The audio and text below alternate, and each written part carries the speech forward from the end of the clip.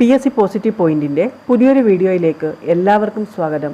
Junior cooperative inspector എക്സാമിന് വേണ്ടിയുള്ള കുറച്ച് റിവിഷൻ ക്വസ്റ്റ്യൻസ് ആണ് ഈ വീഡിയോയിൽ ഉൾപ്പെടുത്തിയിരിക്കുന്നത്. ഒന്നാമത്തെ ചോദ്യം, the Indian prime minister who had served as reserve bank governor. The Indian prime minister who had served as reserve bank governor. ഉത്തരം മൻമോഹൻ സിംഗ്. മൻമോഹൻ സിംഗ് ആണ് RBI ഗവർണർ ആയിരുന്ന ഇന്ത്യൻ പ്രൈം മിനിസ്റ്റർ ആയിരുന്ന വ്യക്തി. RBI ഗവർണർ ആവുകയും പിന്നീട് ഇന്ത്യൻ പ്രൈം മിനിസ്റ്റർ ആവുകയും ചെയ്തയാളാണ് doctor Manmohan Singh. 15ാമത്തെ RBI ഗവർണർ ആയിരുന്നു മൻമോഹൻ സിംഗ്. RBIയുടെ ആദ്യത്തെ ഗവർണർ ആരാണ്? Osborne Smith. First Indian RBI governor ആരാണെന്ന് ചോദിച്ചാൽ അത് CD ദേശ്മുഖ് ആണ്. കറൻസി നോട്ടിൽ ഒപ്പുവെച്ച ആദ്യത്തെ RBI ഗവർണറാണ് ജെയിംസ് ടെയ്ലർ. ജെയിംസ് ടെയ്ലർ 2ാമത്തെ RBI ഗവർണറായിരുന്നു. ഫസ്റ്റ് ബാങ്ക് നാഷണലൈസേഷൻ്റെ സമയത്ത് RBI ഗവർണറായിരുന്നത് ലക്ഷ്മികാന്ത് ഷാ ആണ്. സെക്കൻഡ് നാഷണലൈസേഷൻ്റെ സമയത്ത് 1980 കാലഘട്ടത്തിൽ RBI ഗവർണറായിരുന്നത് IG പട്ടേലാണ്. M നരസിംഹം നമുക്കറിയാം, ബാങ്കിങ് സെക്ടർ റിഫോംസിൻ്റെ പിതാവ് എന്നറിയപ്പെടുന്ന ആളാണ്. അദ്ദേഹം RBIയുടെ 13ാമത്തെ ഗവർണറായിരുന്നു. രംഗരാജൻ RBIയുടെ 19ാമത്തെ ഗവർണറായിരുന്നു. Section 8 of banking regulation act deals with. Section 8 of banking regulation act deals with. ഉത്തരം prohibition of trading. Banking regulation ആക്ടിൻ്റെ ഇമ്പോർട്ടൻ്റ് ആയിട്ടുള്ള സെക്ഷൻസ് നമ്മൾ പഠിച്ചിട്ടുണ്ടായിരുന്നു. സെക്ഷൻ 8 പറയുന്നത് എന്താണ്? Prohibition of trading. ഒരു ബാങ്ക് ചെയ്യാൻ പാടില്ലാത്ത കാര്യങ്ങളെക്കുറിച്ചാണ് സെക്ഷൻ 8 പറയുന്നത്. Trading activities of goods are restricted. ബാങ്കുകൾ ഗുഡ്സിൻ്റെ ട്രേഡിംഗ് ആക്ടിവിറ്റീസിൽ എൻഗേജ് ചെയ്യാൻ പാടില്ല. സെക്ഷൻ 9 എന്താണ്? Disposal of non banking assets. Banking regulation ആക്ടിൻ്റെ സെക്ഷൻ 9 പറയുന്നത് disposal of non banking assets ആണ്. ബാങ്കിനെ ഡിഫൈൻ ചെയ്യുന്നത് സെക്ഷൻ 5 സബ്സെക്ഷൻ ബിയിലാണ്. ബാങ്കിങ് കമ്പനിയാണ് ചോദ്യമെങ്കിൽ section 5 subsection C. Section 5 subsection ബിയിലാണ് ബാങ്കിനെ ഡിഫൈൻ ചെയ്യുന്നത്. ബാങ്കിങ് കമ്പനിയെ ഡിഫൈൻ ചെയ്യുന്നത് സെക്ഷൻ 5 സബ്സെക്ഷൻ സിയിലാണ്. The non performing assets which cannot be recovered is termed as. The non performing assets which cannot be recovered is termed as loss assets. Recover ചെയ്യാൻ കഴിയാത്ത non performing ആയിട്ടുള്ള അസറ്റുകളാണ് loss asset. Non performing അസറ്റുകൾ manage ചെയ്യുന്നതിന് വേണ്ടി വന്ന നിയമമാണ് സർഫസി act. സർഫസി act നിലവിൽ വന്നത് 2002 banker is a dealer in debt or credit. Who said this?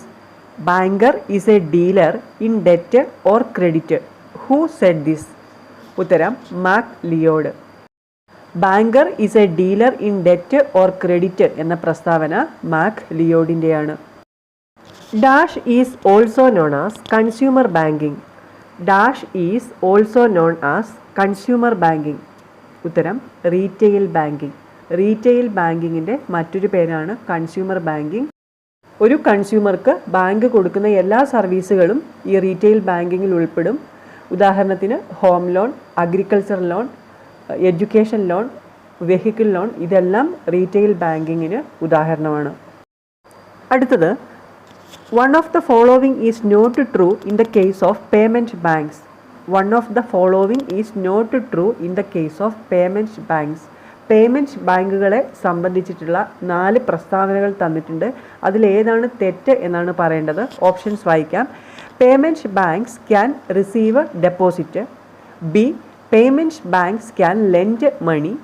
C, payment banks have to invest 75% of its demand deposits in GSEC and T-bill. D, minimum paid up capital of payment banks is 100 crores. ഇതിലേതാണ് തെറ്റ്?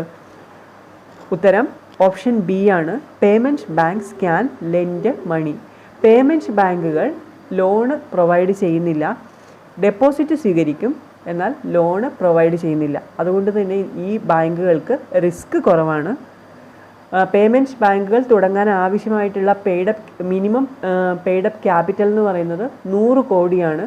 നച്ചിക്കറ്റ് more കമ്മീഷനാണ് payment ബാങ്കുകളെ recommend ചെയ്തത്. All urban cooperative banks are required to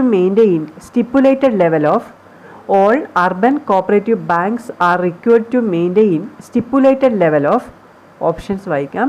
CRR only, SLR only, both CRR and SLR, none of these. ഉത്തരം വരുന്നത് both CRR and SLR. എല്ലാ urban cooperative ബാങ്കുകളും stipulated ലെവലിൽ CRRഉം SLRഉം മെയിൻറ്റെയിൻ ചെയ്യണം. Dash is a direction given to the paying banker not to make the payments across the counter. Dash is a direction given to the paying banker not to make the payments across the counter. ഉത്തരം crossing of cheque. Check cross ചെയ്തിട്ടുണ്ടെങ്കിൽ അതിൻ്റെ അർത്ഥം എന്താണ്? കൗണ്ടറിന് cash കൊടുക്കാൻ പാടില്ല. Account through മാത്രമേ crossed ചെക്കിൻ്റെ amount കൊടുക്കാൻ പാടുള്ളൂ. The monetary control of India is exercised by ഉത്തരം reserve bank of India. Unit banking system is predominant in ഉത്തരം USA. യൂണിറ്റ് ബാങ്കിങ് നമ്മൾ പഠിച്ചിട്ടുണ്ട്. ലോക്കലൈസ്ഡ് ബാങ്കിങ് എന്ന് പറയുന്നത് യൂണിറ്റ് ബാങ്കിങ് ആണ്. ഒരു സിംഗിൾ യൂണിറ്റായിട്ട് ബാങ്കുകൾ പ്രവർത്തിക്കുന്നു. യൂണിറ്റ് ബാങ്കുകൾ ആദ്യം ആവിഷ്കരിച്ചത് USA-ലാണ്.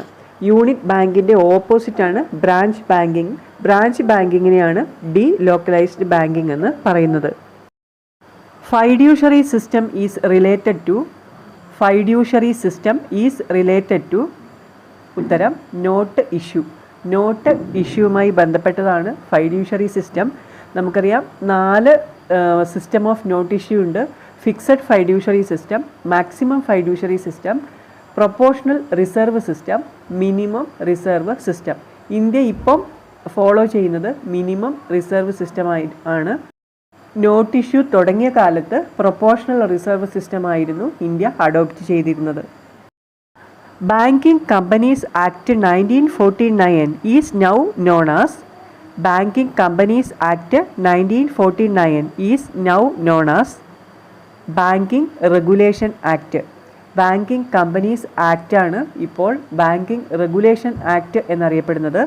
ബാങ്കിങ് കമ്പനീസ് ആക്ട് നിലവിൽ വന്നത് 1949 ബാങ്കിങ് റെഗുലേഷൻ ആക്റ്റായി മാറിയത് 1966 ബാങ്കിങ് റെഗുലേഷൻ ആക്ട് കോഓപ്പറേറ്റീവ് സൊസൈറ്റികൾക്ക് ബാധകമായ വർഷം ചോദിച്ചാലും 1966 ആണ് ഉത്തരം. ഓവർ ഡ്രാഫ്റ്റ് ഈ sanctioned in dash account only. Overdraft ഈ sanctioned in dash account only. ഉത്തരം കറണ്ട് അക്കൗണ്ട്. നമുക്കറിയാം ഓവർഡ്രാഫ്റ്റ് കൊടുക്കുന്നത് കറണ്ട് അക്കൗണ്ടിലാണ്. ക്യാഷ് ക്രെഡിറ്റ് ആണ് എങ്കിൽ സെപ്പറേറ്റ് അക്കൗണ്ട് ക്രിയേറ്റ് ചെയ്തിട്ട് ക്യാഷ് അതിലേക്കാണ് പോകുന്നത്. എന്നാൽ ഓവർഡ്രാഫ്റ്റ് പ്രൊവൈഡ് ചെയ്യുന്നത് നിലവിലുള്ള ഒരു കറണ്ട് അക്കൗണ്ടിലാണ്.